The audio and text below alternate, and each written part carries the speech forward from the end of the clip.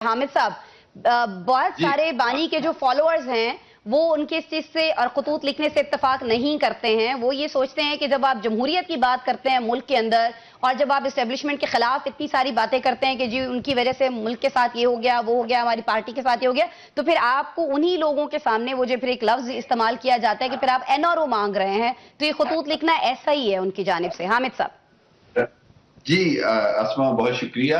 मैं समझता हूं कि हमें दो बातें समझनी होंगी। एक तो चीज ये है कि ये देखना होगा कि इमरान खान साहब के पास मौजूदा हालात में खोने को क्या है। आप इन्होंने कहा कि उनके पास खोने को कुछ नहीं है। आप एक बात समझ लें कि जो इमरान खान के साथ आप मैक्सिमम कर सकते थे वो हो चुका है। He is in the jail, उनकी वाइफ जेल में है, उनकी पार्टी को पूरी कोशिश की जा रही कि टूट फूट का शिकार किया जाए। पंजाब में जो उनकी लीडरशिप के साथ हो रहा है, बाकी सूरत में जो हो रहा है, मैं इसको ये जो खुला खत होता है ना, इसका पंजाबी की एक छोटी सी मिसाल दूंगा, प्लीज डोंट माइंड इट। वो कहते हैं कहनिया तीनों ते सुनानिया नून, ठीक है। ये जो बात है actually it is the letter to the public. अवाम के लिए खुला खत होता है जो कि किसी के नाम पे दिया है। उसका मकसद ये है कि अवाम को सूरत हाल से ज्यादा आगाह किया जाए। वो पहलू जिनसे किसी ना किसी अंदाज में हुकूमत की तरफ से उसको छुपाया जा रहा है, वो नुक्ते या वो सूरत हाल जो दुनिया को नजर नहीं आ रही है, अपने अंदाज से उन्होंने बताई है। मैं नहीं कहता कि इसमें हकीकत कितनी है या इसमें झूठ कितना है, लेकिन आप समझते हैं कि इससे बानी को, पीटीआई को कोई नुकसान नहीं हुआ है?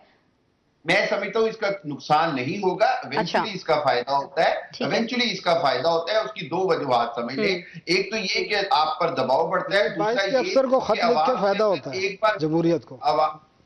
नहीं, जमहूरियत को क्यों फायदा होता है, मैं आपको इसका एक छोटा सा बात बता देता हूँ जरा। आप ये बात समझ लें कि हम हकीकत कहां खड़े हैं। अगर हम हकीकत से रूगर्दानी करेंगे, अभी सनाउल्लाह साहब ने कहा जी कि अवाम का बात माननी चाहिए। 8 फरवरी 2024 को जो हुआ और उसके बाद 9 फरवरी को जो हुआ, उसके बाद हम कह सकते हैं कि अवाम की बात मानी गई। हमें हकीकत से तो आंखें बंद करने से बात नहीं बनेगी। पतन की रिपोर्ट आपने पढ़नी है, 64 डिफरेंट। वो और तनाजुर में कह रहे थे सनाउल्लाह साहब, और तनाजुर में कह रहे हैं। वो मैं बात ही नहीं कर रहा, वो बिल्कुल बात ठीक है आपकी। हाँ। लेकिन वो फिर आप 2014 से चले जाए ना, पीछे से चले जाए फिर। हाँ, जहाँ से शुरुआत हुई इस सारे सिलसिले की। मैं उसको भी गलत समझता हूँ, इसको भी गलत समझता हूँ। 1983-84 में चला जाता हूँ, फिर मैं गवर्नर जिलानी के वक्त से चला जाता हूँ। हाँ, चले जाए, बिल्कुल वो भी गलत था सर। मैं उसको सपोर्ट ही नहीं करता।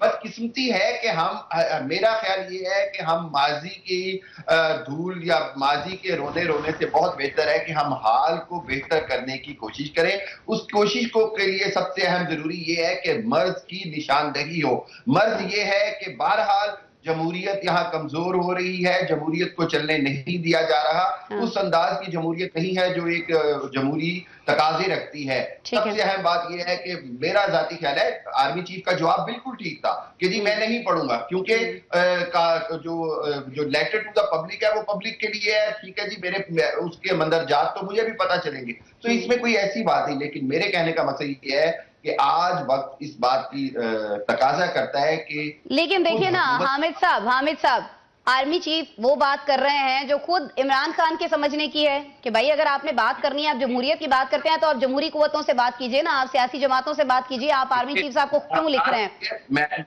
आप सही कह रही हैं आसमा, लेकिन आप देखिए मुज़ाकरात के 3 दौर हुए, तीनों दौर में एक ही बात सामने आई कि जी कुछ भी मुतालबा तभी माना जाएगा जब कहीं और। ठीक हो गया हामिद साहब, हाँ या ना में मुझे जवाब दे दीजिएगा। अब इसके बाद मुझे ब्रेक पे जाने में चारों साहिबान के पास आऊंगी। सर, आपको लगता है 3 दफा हम कहीं किसी के घर पे दस्तक देते हैं, उसके बाद है जी कि बस आपको जवाब नहीं आ रहा तो फिर आप वहां से लौट आइए। मुज़ाकरात के 3 दौर हुए, उसके बाद चौथा दौर हमने होता हुआ नहीं देखा। 3 खत लिख दिए गए, जवाब तीनों बार क्या था वो सबने देख लिया, सुन लिया। अभी आपको लगता है कि कोई और अटेम्प्ट उसी जानिब की जाएगी बानी की तरफ से? सर हाँ या ना? मैं समझता हूं कि शायद ये एक ऐसे ओपन लेटर्स हैं जिनको आप चार्जशीट के तौर पे लें जो हुकूमत के खिलाफ है। उसको अगली बार कुछ और नाम देकर भी कहा जा सकता है, जरूरी नहीं कि वो लेटर टू द पब्लिक ही कहा जाए।